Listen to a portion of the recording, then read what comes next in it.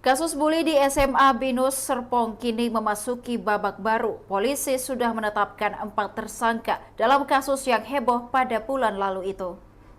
Kasus ini sebelumnya viral karena melibatkan anak presenter Vincent Rompis. Kasat Polres Tangerang Selatan AKP Alvino Cahyadi mengungkap status hukum dari 12 anggota geng Tai yang diduga melakukan kekerasan terhadap korban.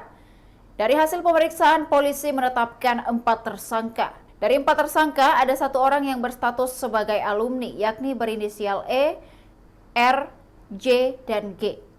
Nama mereka tidak disebutkan secara gamblang karena masih berstatus anak di bawah umur.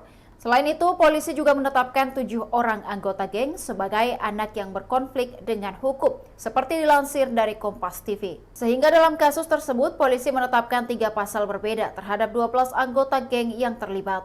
Pertama, tindak pidana kekerasan anak di bawah umur Undang-Undang RI Nomor 35 Tahun 2014 tentang Perlindungan Anak, terancam pidana penjara paling lama 3 tahun 6 bulan. Kedua, pasal 170 KUHP tentang kekerasan terhadap orang diancam pidana penjara paling lama 7 tahun. Terakhir, tindak kekerasan seksual pasal 4 ayat 2 huruf D jangto pasal 5 Undang-Undang Republik Indonesia nomor 12 tahun 2022 diancam pidana penjara paling lama 9 bulan.